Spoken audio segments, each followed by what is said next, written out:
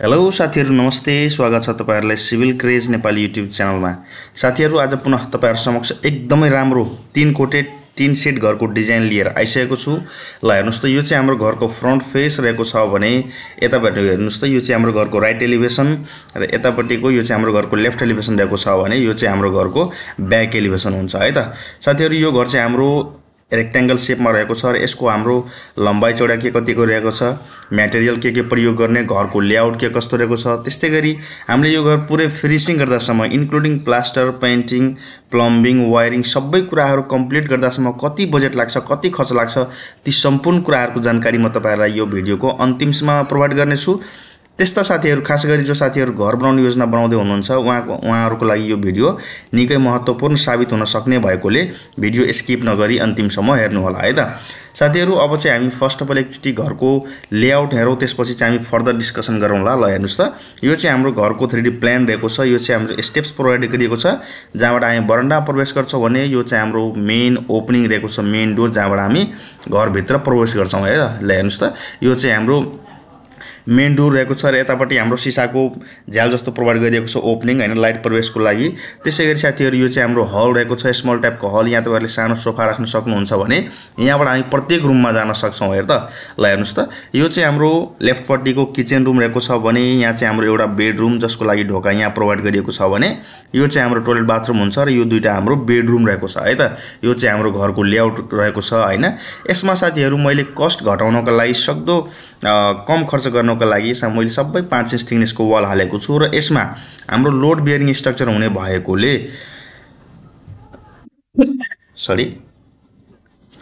ठाउँ-ठाउँमा हामी यसरी brick pillar provide गर्छ। यसमा मैले देखाएको छैन तर ठाउँ-ठाउँमा मिस्त्रीहरुले यसमा ब्रिक पिलर हाल्नु पर्ने हुन्छ र जगैदेखि हाम्रो कम्तीमा 12 mm को रोड एल बनाएर फाउन्डेसनदेखि माथि उठाउनु पर्ने हुन्छ ताकि हामीले माथिबाट जस्ता हाल्दा त्यसलाई चाहिँ टाइ अप गर्न मिल्छ, बाँध्न मिल्छ। त्यसरी हाम्रो के हुन्छ भने हावाहुरी चल्दा त्यसलाई उडाउँदैन है त। ल यो चाहिँ हाम्रो घरको नर्मल तपाईहरुलाई मैले इन्फर्मेसन प्रोवाइड गरे। अब चाहिँ हामी एकैछिन यसको सरसर्ती डाइमेन्सन हेरौँ त के कस्तो रहेको छ, त्यसपछि चाहिँ हामी घरको भित्री डाइमेन्सन हेरौँला हैन र कति खर्च लाग्छ त्यो सबै हामी छलफल गरौँला है त। ल यो चाहिँ हाम्रो घरको बाहिरी फेस रहेको छ, फ्रन्ट र साइड एलिभेसन मैले देखाएको छु। यहाँ यसको डाइमेन्सन के कति रहेको छ भने ल ध्यान दिनुस् त। टोटल चाहिँ यसमा हाम्रो घरको फ्रन्ट फेस 30 फुटको रहेको छ भने यसको साइड भ्यूको कुरा गर्नुपर्दा यसको लेन्थ 29 फुट 10 इन्च रहेको छ र यसरी हाम्रो यो घरले टोटल प्लिन्थ एरिया कति ओक्टेको छ भने साथीहरु 894.9 स्क्वायर फुट यो हाम्रो घरले टोटल प्लिन्थ एरिया कभर गरेको छ। र यसमा हामीले अब घर बनाउनु पर्यो भने भित्री डाइमेन्सनहरु पनि थाहा हुनुपर्छ र त्यसको लागि म तपाईहरुलाई घरको भित्री डाइमेन्सन भन्न जाँदै छु है त। हाम्रो बरन्डाको होल लेन्थ 30 फुट भइ नै हाल्यो तर यसको चौडाइको कुरा गर्नु पर्यो भने ल हेर्नुस् त बरन्डाको क्लियर स्पान चौडाइ कति राखिएको छ भने 7 फुटको राखिएको छ है त। बरन्डाको चौडाइ हाम्रो यहाँ 7 फुट हुने भयो र बरन्डा माथि जुन हाम्रो छाना हुन्छ त्यसको सपोर्टको लागि हामी यहाँ काठकै यसरी भर्टिकल पोस्ट प्रोवाइड गर्न सक्छौं खर्च घटाउनको लागि हैन। तपाईहरुले यसमा लोकल काठ प्रयोग गर्न पनि सक्नुहुन्छ तर सिजनिङ गरेको हाल्नु होला। त्यसरी के हुन्छ भने हाम्रो काठ छिटो भन्दा छिटो बिग्रिदैन र सेफ्टीको लागि यसरी हामी काठको रेलिङ पनि हाल्न सक्छौं है त। ल यो चाहिँ हाम्रो बरन्डाको डिटेल थियो र यसमा हामी ढोका यसरी 3 फुट बाइ 7 फुट अथवा 3.5 फुट 4 फुट गर्न सक्नुहुन्छ चौडाइ तपाईहरुले आफ्नो रिक्वायरमेन्ट हिसाबले र हाइट चाहिँ तपाईहरुले 7 देखि 8 फुट राख्नु होला मेन डोरको। र यसरी जुन मैले सिसाको ओपनिङ यतातिर प्रोवाइड गरेको छु यसको साइज हाम्रो कति रहेको छ भने साथीहरु ल हेर्नुस् त यसको साइज हाम्रो टोटल यहाँ 6 फुट 8 इन्चको प्रोवाइड गरिएको छ चौडाइ र हाइट तपाईहरुले 8 फुट राख्नु होला। त्यसरी हाम्रो के हुन्छ भने यहाँबाट मज्जैले हल भित्र चाहिँ लाइट प्रवेश गर्छ त्यसको लागि मैले यहाँ प्रोवाइड गरेको छु। दुईतिर हाम्रो झ्याल राखिएको छ हैन। र अब चाहिँ हामी एकैछिन हलको डाइमेन्सन हेरौँ त साथीहरु हलको साइज कति राखिएको छ भने ल हेर्नुस् त क्लियर स्पानमा यसरी हाम्रो चौडाइ जम्मा यसमा 10 फुट 4 इन्चको प्रोवाइड गरिएको छ भने यसको लेन्थ कुरा गर्नु पर्यो भने लेन्थ चाहिँ हाम्रो कति प्रोवाइड गरिएको छ भने लेन्थ ल हेर्नुस् है त लेन्थ यसमा हाम्रो 10 फुट 8 इन्च प्रोवाइड गरिएको छ यहाँसम्म हैन। र यो चाहिँ हाम्रो हलको डिटेल थियो। हल भित्र तपाईहरुले यसरी आफ्नो अनुसारले डेकोरेसन गर्न सक्नुहुन्छ। यो चाहिँ हाम्रो किचन रुम रहेको छ र किचन रुमको साइज कुरा गर्नु पर्यो भने ल हेर्नुस् त 7 फुट यसको चौडाइ राखेको छ क्लियर स्पान। यसमा हाम्रो दुईवटा झ्याल राखेको छ। झ्यालको साइज तपाईहरुले 3 बाइ 4 फुटको अथवा 4 बाइ 5 फुटको पनि राख्न सक्नुहुन्छ। त्यसरी गर्दा हुन्छ र यसको लेन्थ कुरा गर्नु पर्यो भने 10 फुट 8 इन्चको हाम्रो यो किचन रुमको लम्बाइ हुने भयो। त्यसैगरी साथीहरु यो चाहिँ हाम्रो बेडरुम रहेको छ, प्रथम बेडरुम भनौँ यसलाई हैन। र यसको साइज हामीले कति राखेका छौँ भने 11 फुट यसको हामीले लेन्थ प्रोभाइड गर्छौँ भने यसको चौडाइ कुरा गर्नुपर्दा साथीहरूलाई हेर्नुहोस् त, यसमा हामीले चौडाइ कति राख्ने त भन्दा 10 फुट ल हेर्नुहोस् 11 फुट 2 इन्च हाम्रो यसको लेन्थ हुने भयो। र यसमा पनि ओपनिङको कुरा गर्नुपर्दा एउटा लेफ्ट एलिभेसनमा र एउटा ब्याक एलिभेसनमा दुईवटा झ्याल प्रोभाइड गरिएको छ। झ्यालको साइज तपाईँहरूले 4 फुट बाइ 4 फुटको राख्न सक्नुहुन्छ भने एउटा ढोका छ, ढोकाको साइज तपाईँहरूले 3 फुट बाइ 7 फुटको राख्न सक्नुहुन्छ है त। अब चाहिँ कुरो आउँछ यसमा हामी टोयलेट बाथरुम राख्छौँ र यसको लेन्थ विरुद्ध कुरा गर्नुपर्दा 6 फुट 4 इन्च यसको लेन्थ रहेको छ। र यसको चौडाइ कति प्रोभाइड गरिएको छ भने ल हेर्नुहोस् त 5 फुट राखेको छ। सर्टेन पार्टमा तपाईँहरूले यहाँ कर्नरमा यसरी कमोड प्यान्ट सेट गर्न सक्नुहुन्छ भने बाँकी पोर्सनमा तपाईँहरूले सवर सेट गरेर बाथिङ एरिया छुट्याउन सक्नुहुन्छ है त।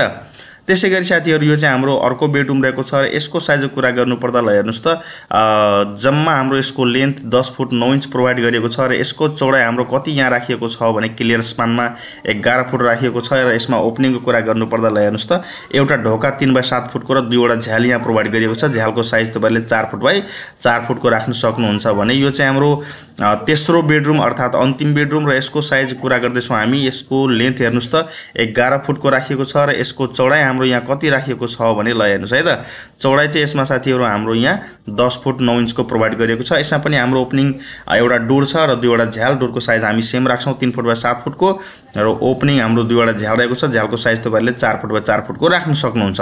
यसरी चाहिँ हाम्रो घरको लेआउटको साथसाथै भित्री डाइमेन्सन डिटेल राखिएको छ। र माथिबाट हामी ट्रस सिधै पाइपिङ हाल्छौँ हैन, पर्लिन राफ्टर हाल्छौँ। तर यसको हाम्रो गेबल वाल यसरी वालकै उठाइएकोले हामी यसमा यसरी तेर्सो टाइपको चाहिँ यसमा हामीले ट्रस राख्नु पर्दैन। तपाईहरुले त्यही हिसाबले बनाउनु पर्ने हुन्छ र त्यसरी खर्च पनि घटाउन सकिन्छ।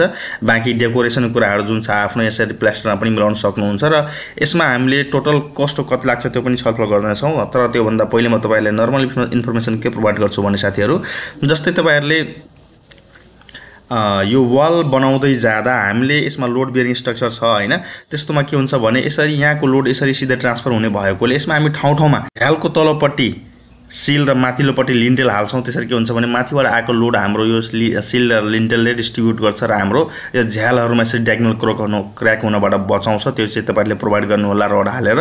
र बाँकी यहाँ जुन हाम्रो प्लिन्थ लेभलमा छ यसरी हामीले ब्रिक उठाइसकेपछि माथि यसरी हामीले डीपीसी अवश्य कस्नु पर्ने हुन्छ। त्यसरी के हुन्छ भने हाम्रो तलको जुन वाटर सिपेजहरु हुन्छ माथि सर्ने हुन्छ पानीहरु, त्यो चाहिँ हाम्रो बन्द हुन्छ। त्यसरी हाम्रो यो ग्राउन्ड लेभलमा यो चाहिँ हाम्रो फ्लोर लेभलमा चाहिँ सिपेज आउँदैन है त।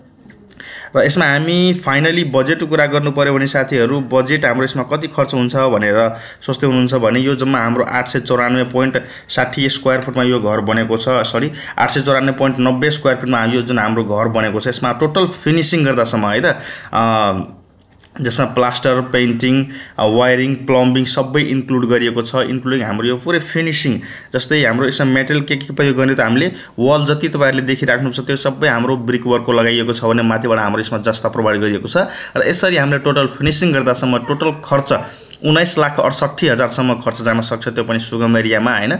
जस्तै तपाईहरुको एकदमै सुलभ ठाउँमा है त घर बनाउनुहुन्छ भने त्यहाँ चाहिँ त्योभन्दा कस्ट घट्न पनि सक्छ। तर तपाईहरुले दुर्गम क्षेत्रमा यस्तै घर बनाउनुहुन्छ भने त्यहाँ चाहिँ अलिकति एक्सपेन्सिभ पर्न पनि सक्छ। सो दैट तपाईहरुले त्यही हिसाबले जुन ठाउँमा घर बनाउन चाहनुहुन्छ तपाईहरुले मलाई व्हाट्सएप गर्न सक्नुहुन्छ। व्हाट्सएप नम्बर म डिस्क्रिप्सन बक्समा प्रोभाइड गर्छु।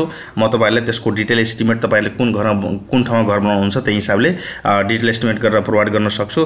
बाँकी कुरा आउँछ सेट ब्याकको त हेर्नुस्, तपाईहरुले घर बनाउँदा मैले चारैपट्टि यसमा ओपनिङ प्रोभाइड गरेको छु र हामीले अलिकति जग्गा छोडेनौं भने हामीले यो झ्यालबाट जुन जाने फ्रेश एयर हुन्छ लाइट हुन्छ त्यो चाहिँ छेकिन्छ, अरूले छेकिदियो भने। सो दैट तपाईहरुले आफ्नो जग्गामा सेट ब्याक छोडेर घर बनाउनु होला। सेट ब्याक तपाईहरुले मिनिमम 5 फुट राखेर घर बनाउनु होला है त। हस्त साथीहरु तपाईहरुले यो घरको डिजाइन कस्तो लाग्यो, घरको डिजाइन मन परेको छ भने भिडियोलाई लाइक गरिदिनु होला। साथै च्यानलमा नयाँ हुनुहुन्छ भने च्यानललाई सब्स्क्राइब गरी बेल आइकन पनि प्रेस गरिदिनुस् ताकि छिटो भन्दा छिटो तपाईहरुले मेरो यस्तै राम्रो खालको डिजाइनहरु हेर्न पाउनुहुनेछ। हस्त धन्यवाद, थ्यांक यू। नेक्स्ट भिडियोको साथ उपस्थित हुन्छु। Please keep watch, keep supporting. हस्त, थ्यांक यू।